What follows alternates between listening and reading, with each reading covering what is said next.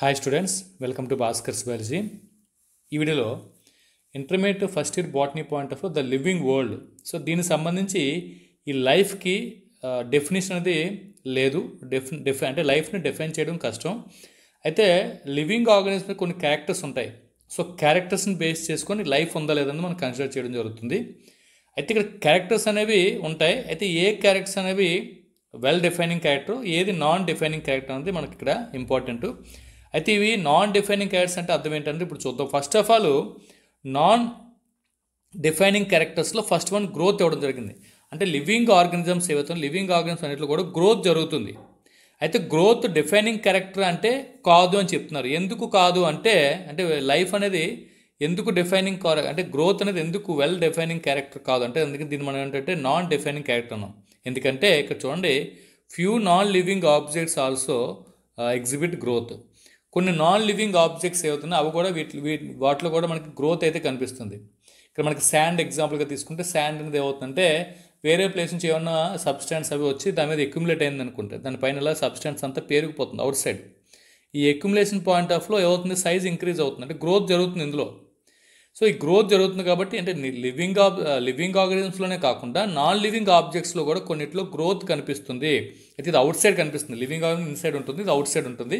So ఏదేమైనప్పుడు కూడా non living objects కూడా growth అవుతున్నాయి కాబట్టి దీన్ని మనం నాన్ డిఫైనింగ్ క్యారెక్టర్స్గా చెప్పొచ్చు లైఫ్కి.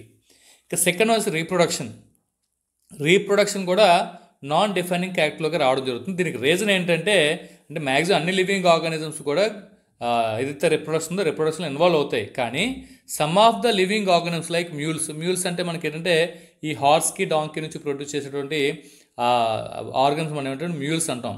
ఇవి స్టెరైల్ ఫామ్లో ఉంటాయి. ఇవి మళ్ళీ మ్యూల్ని ప్రొడ్యూస్ చేయదు. మ్యూల్స్ కావాలంటే మళ్ళీ ఏం చేస్తారు, డాంకీని హార్స్ని క్రాస్ చేయాల్సిందే. కాబట్టి మ్యూల్స్. అలాగే స్టెరైల్ వర్కర్ బీస్, ఈ ఏదైతే హనీ బీస్లో వర్కర్ బీస్ అనేవి ఇవి స్టెరైల్ ఫామ్లో ఉంటాయి. ఇవి ఆఫ్ స్ప్రింగ్స్ని ప్రొడ్యూస్ చేయలేవు. నెక్స్ట్ అలాగే ఇన్ఫెర్టైల్ హ్యూమన్ కపుల్స్, ఈ కొందరు కపుల్స్లోకి వచ్చరికి హ్యూమన్ కపుల్స్కి వచ్చరికి అవుతుంటే వాళ్ళకి రిప్రొడక్షన్ ఇన్వాల్వ్ అవ్వలేరు. వాళ్ళకి ఆఫ్ స్ప్రింగ్స్ అనేది వాళ్ళు ప్రొడ్యూస్ చేయలేరు. కాబట్టి ఇక్కడ లివింగ్ ఆర్గానిజమ్స్లోను కొన్ని లివింగ్ ఆర్గానిజమ్స్లో కూడా అవి ఏమవుతున్నాయి, రీప్రొడక్షన్ ఇన్వాల్వ్ అవ్వట్లేదు. కాబట్టి ఈ రీప్రొడక్షన్ కూడా వెల్ డిఫైనింగ్ అంటే అందుకని మేము నాన్ డిఫైనింగ్ క్యారెక్టర్ కింద ఎత్తమని చెప్పడం జరిగింది. మరి డిఫైనింగ్ క్యారెక్టర్స్ ఏంటి? డిఫైనింగ్ క్యారెక్టర్స్కి వచ్చేసరికి చూడండి, ఇక్కడ all living organisms exhibit the characters without exception. So ఎటువంటి ఇబ్బంది లేకుండా ప్రతి ఆర్గానిజంలో లివింగ్ కనిపించేవి ఏంటంటే first one metabolism. So metabolism అంటే ఆల్రెడీ మనం చెప్పుకున్నాం, ఈ ఏదైతే మనకి ఆర్గానిజమ్స్ బాడీ లోపల జరిగే అన్ని కెమికల్ రియాక్షన్స్ని కలిపి అంటే మెటబాలిజం అంటాం. వీటిలో ఎనబాలిజం ఉంటుంది, కెటబాలిజం ఉంటుంది. అయితే కెమికల్ రియాక్షన్స్ అనేవి బాడీ లోపల జరిగే కెమికల్ రియాక్షన్స్ అనేవి కూడా ఓన్లీ లివింగ్ ఆర్గానిజంలో ఉంటాయి. నాన్ లివింగ్ ఆబ్జెక్ట్స్లో ఎట్టి పరిస్థితుల్లో కూడా మెటబాలిజం అనేది జరగదు. కాబట్టి దీన్ని మనం డిఫైనింగ్ క్యారెక్టర్స్గా చెప్పుకోవచ్చు. ఇంకోటి వచ్చేసరికి ఏమవుతుందంటే ఇక్కడ చూడండి కాన్షియస్నెస్. సో కాన్షియస్నెస్కి వచ్చేసరికి ఏంటంటే అయితే హ్యూమన్ బీయింగ్స్కి వచ్చేసరికి సెల్ఫ్ కాన్షియస్నెస్ ఉంటుంది. అంటే సెల్ఫ్ కాన్షియస్ అంటే ఒక హ్యూమన్ బీయింగ్ మాత్రమే నేను హ్యూమన్ బీయింగ్ని అని చెప్పగలుగుతారు. కాబట్టి ఎవరిదంటే కాన్షియస్నెస్ అనేది అంటే ఎబిలిటీ టు సెన్స్ సరౌండింగ్స్ అని చెప్తుంది దీన్ని కాన్షియస్నెస్ని. సెల్ఫ్ కాన్షియస్ అంటే the ability of human beings, especially human బీయింగ్స్లో అవుతుందంటే to be aware of himself. అయితే నెక్స్ట్ ఇంటరాక్షన్స్ కూడా అంటే ఆర్గన్స్ మధ్యలో ఉన్న ఇంటరాక్షన్స్ కూడా ఓన్లీ డిఫైనింగ్ క్యారెక్టర్స్ కింద అయితే మనం చెప్పుకోవడం జరుగుతుంది. ఇలా మనకి నాన్ లివింగ్ క్యారెక్టర్ అంటే నాన్ డిఫైనింగ్ క్యారెక్టర్స్ లివింగ్ ఆర్గానిజంకి లైఫ్కి సంబంధించి నాన్ డిఫైనింగ్ క్యారెక్టర్స్ ఏంటంటే గ్రోత్ ఒకటి, రీప్రొడక్షన్ ఒకటి, దానికి రీజన్ కూడా చెప్పుకున్నాం. అలాగే డిఫైనింగ్ క్యారెక్టర్స్కి వచ్చేసరికి 3 చెప్పుకున్నాం, మెటబాలిజం ఒకటి, కాన్షియస్నెస్ ఒకటి, నెక్స్ట్ అంటే ఇంటరాక్షన్స్ ఒకటి.